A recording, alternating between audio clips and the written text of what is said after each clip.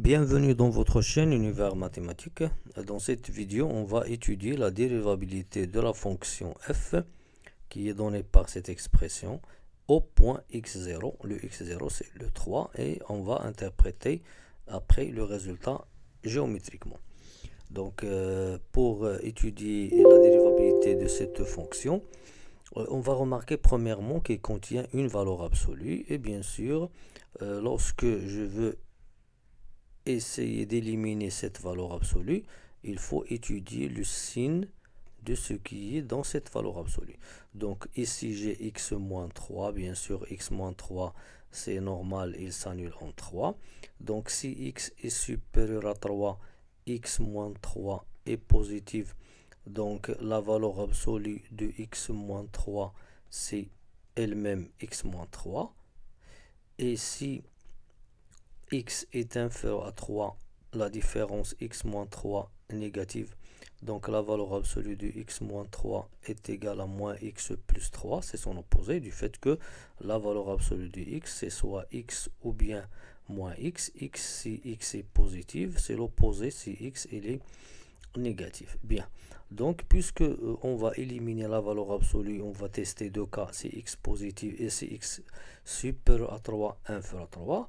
Donc on va étudier ici deux limites. On va étudier la dérivabilité à droite de 3 et à gauche de 3. Qu'est-ce que ça veut dire une fonction dérivable à droite de 3? Dire qu'une fonction est dérivable à droite de 3, c'est la limite quand de x0, pardon, de x0.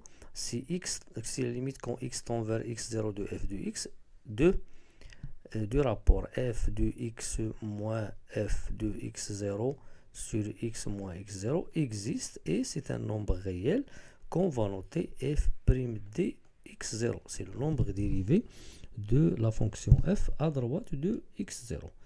De même, la fonction f il est dite dérivable à gauche de x0 si la limite quand x tend vers x0 moins. Donc ici x0 plus ça veut dire que x est supérieur à x0. x0 moins ça veut dire que x est inférieur à x0. Le nombre là c'est f'g de x0 puisque je travaille à gauche. Donc et quand est-ce que je vais dire que la fonction elle est dérivable en x0? Bien sûr quand on étudie la dérivabilité à droite et à gauche, quand est-ce qu'on dit que f est dérivable? Si les deux résultats sont de nombres réels égaux, c'est-à-dire que f' de x0 égale f'g de x0. C'est ça ce qu'on va faire dans notre exemple.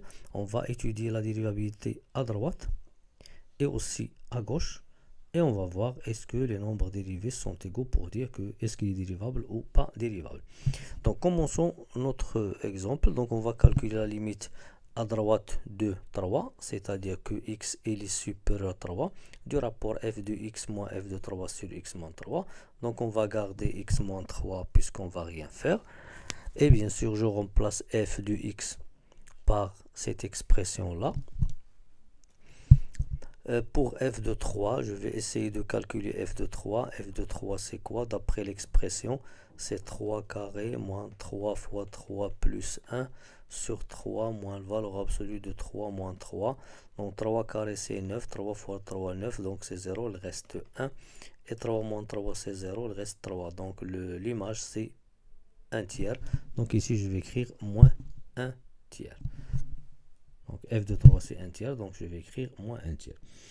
La deuxième étape, on va essayer d'éliminer cette valeur absolue. Donc on a le droit d'éliminer cette valeur absolue. Pourquoi? Parce que x tend vers 3 plus, c'est-à-dire que x est supérieur à 3. Donc x moins 3, elle est positive. Donc la valeur absolue de x moins 3, c'est x moins 3. Donc je vais garder bien sûr le dénominateur. On ne va rien faire pour le dénominateur.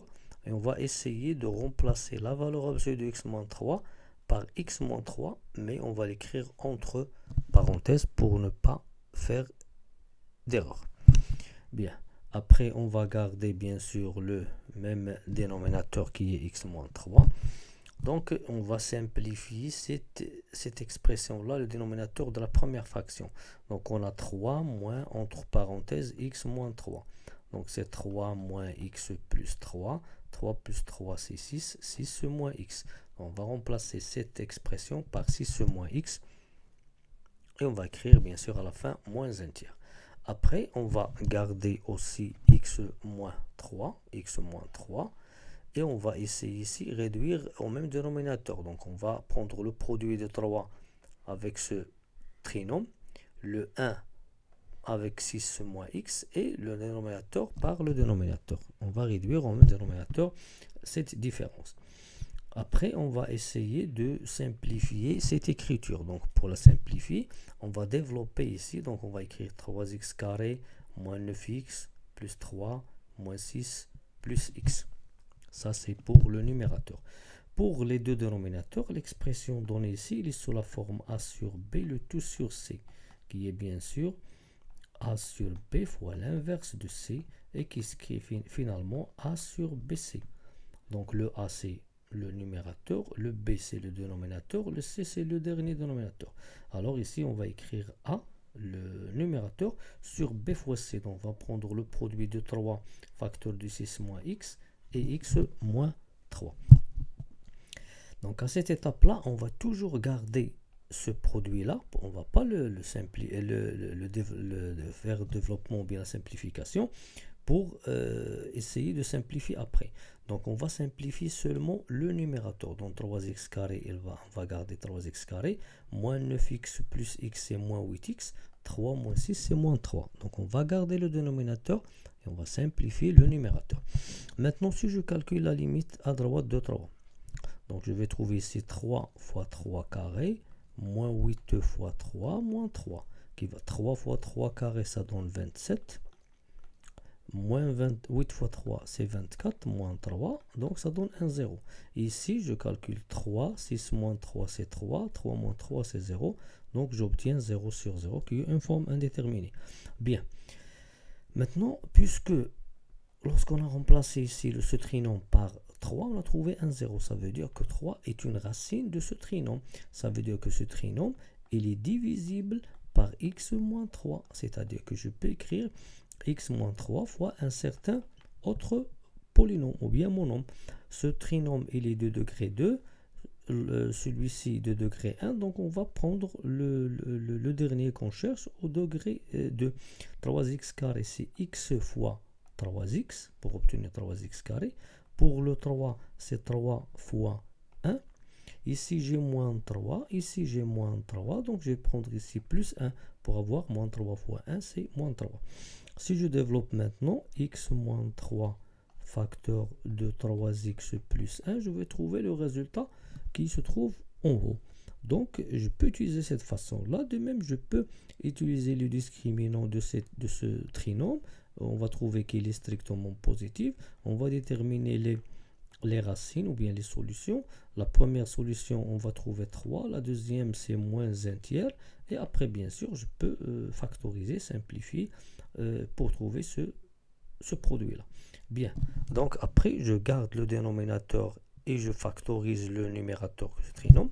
On remarque qu'on a fait apparaître ici un facteur commun qui se trouve en haut et en bas, c'est x moins 3. On va simplifier et le résultat maintenant, c'est la limite de 3x plus 1 sur 3 facteur de 6 moins x. Maintenant, je peux calculer cette limite. Je remplace 3 fois 3, c'est 9. 9 plus 1, c'est 10. Et 3 ici, 3 moins 6 moins 3, c'est donc 3. 3 fois 3, c'est 9. Donc le résultat, c'est 10 sur 9. Puisque le résultat trouvé, c'est 10 sur 9, qui est un nombre réel, alors ce nombre réel, on a déjà dit, on peut le nommer f'd de 3, puisque ici je travaille en 3, à droite de 3, f'd de 3. Et du fait que cette limite existe et on a trouvé que c'est un nombre réel, alors la fonction f, elle est dite dérivable à droite de 3. Bien, ça c'est pour la première limite. Pour l'étude de la dérivabilité de f en 3. Maintenant, on va passer à l'étude de la dérivabilité de la fonction f à gauche. De la même manière, on va prendre la limite à gauche de 3 moins, c'est-à-dire que x est inférieur à 3. De la même manière, je garde x moins 3, je remplace f par cette expression, et f de 3, c'est 1 tiers. Alors, le résultat, c'est comme on voit ici. Après, je vais simplifier cette valeur absolue, ou bien éliminer la valeur absolue. Donc la valeur absolue de x moins 3. Ici, on travaille x tend vers 3 moins, c'est-à-dire x il est inférieur à 3. Ça veut dire que x moins 3 il est négatif. Donc la valeur absolue de x moins 3, c'est son opposé qui est bien sûr moins x plus 3. Donc je remplace cette valeur absolue par moins x plus 3 entre parenthèses. Bien. Après, qu'est-ce qu'on va faire? On va essayer de garder le dénominateur et je vais essayer de simplifier ce dénominateur-là. Donc ici, j'ai 3 moins x plus 3 qui va donner 3 plus x moins 3. 3 moins 3, c'est 0. Il reste le x. Alors, ce dénominateur, sa valeur, c'est x. Bien.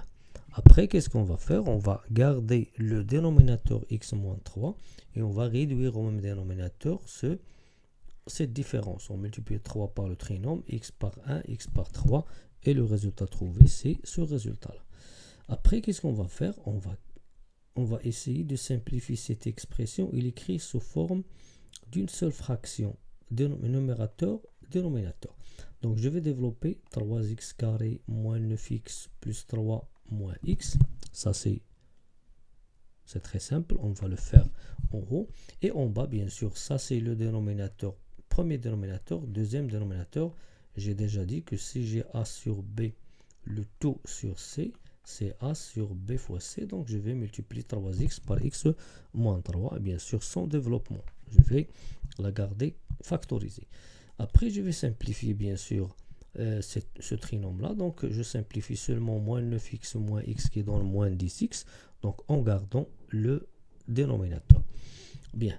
Lorsque je remplace maintenant, pour calculer cette limite, je remplace par 3. On va trouver 3 fois 3 carré, moins 10 fois 3 plus 3.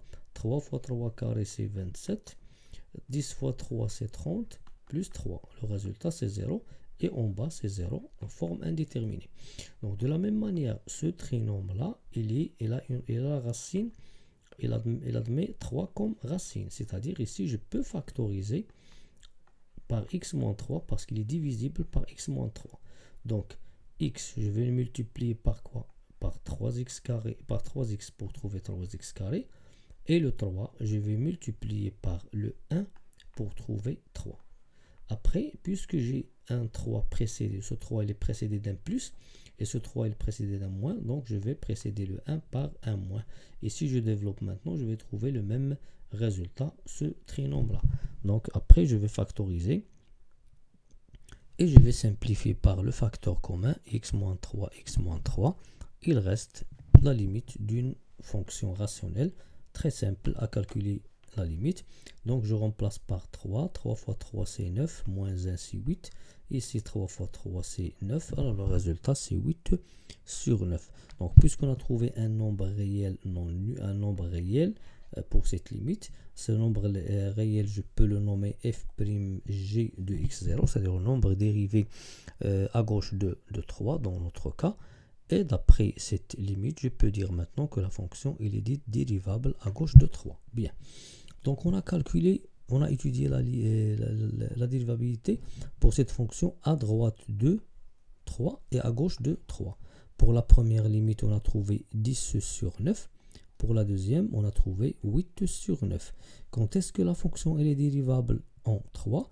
Si les deux nombres dérivés sont égaux. Mais bien sûr, on remarque que 10 sur 9, il est différent de 8 sur 9. Donc, puisque f'd de x de 3 est différent de f'g de 3, alors la fonction n'est pas dérivable en 3. Elle est dérivable à gauche et dérivable à droite, mais n'est pas dérivable en 3. Maintenant, on va passer à l'interprétation géométrique. Donc, pour la première limite, bien sûr, l'interprétation géométrique, ça veut dire on va travailler maintenant avec la courbe. Au lieu de la fonction, on va travailler avec la courbe. Donc la courbe CF, on va dire qu'elle admet une tangente. Premièrement, l'interprétation géométrique de la dérivabilité, c'est-à-dire que la courbe admet des tangentes. Mais puisque ici je travaille à droite comme à gauche, Donc on ne va pas dire une tangente, on va dire une demi-tangente. Donc la courbe admet une demi-tangente. Cette demi-tangente, elle est soit oblique, soit horizontale, soit verticale. Oblique, horizontale, verticale. Donc dans notre cas, puisque le nombre qu'on a trouvé, c'est un nombre réel différent de 0, alors il est oblique. Donc on est dans ce cas. Donc je vais dire qu'il est oblique. À droite, bien sûr, je travaille à droite du point d'abscisse 3. Ou bien je peux écrire 3f de 3, bien sûr, avec le fait que f de 3 c'est un tiers. Donc je peux écrire 1 sur 3. Et cette demi-tangente, elle a une équation cartésienne. Donc premièrement, la phrase c'est la courbe CF admet une demi-tangente. On a dit demi, ça veut dire, puisque je travaille à droite, oblique, puisque le nombre dérivé c'est un nombre réel différent de 0. À droite, puisque je travaille ici x supérieur à 3, au point d'abscisse 3, ou bien je peux écrire 3 1 tiers. 3 est l'image de 3. D'équation. Son équation, c'est y est égal à f' d de 3, x moins 3 plus f de 3. Bien, je remplace maintenant f' d de 3 par 10 sur 9. C'est ce résultat-là. Facteur de x moins 3 plus f de 3, c'est le 1 tiers. Donc, je trouve le résultat. Pour déterminer, bien sûr, l'équation, on va développer. Développer, ça veut dire 10 sur 9 x moins 30 sur 9 plus 1 tiers. Et 30 sur 9, on va le remplacer par la simplification, bien sûr, 10 sur 3. Donc, je trouve que le résultat, c'est y est égal à 10 sur 9x moins 10 tiers plus 1 tiers. Et moins 10 tiers plus 1 tiers, c'est moins 9 tiers. Et moins 9 tiers, c'est moins 3. Alors, l'équation, c'est y égale à 10 sur 9x moins 3. Ça, c'est pour la première équation, ou bien l'équation de la demi-tangente oblique à droite du point d'abscisse 3. Pour l'autre, de la même manière, on va dire que la courbe CF admet une demi-tangente. Pourquoi demi? Parce que si je travaille à gauche de 3. Oblique, parce que le nombre dérivé, c'est un nombre réel différent de 0. À gauche, puisque je travaille ici, j'ai un moins, ou bien lorsque j'écris x inférieur à 3, je travaille à gauche, au point d'abscisse 3. Et l'équation, c'est de la même manière. Y est égal à f'g de 3, x moins 3, f de 3. Je remplace ici par 8 sur 9, ici par 1 tiers.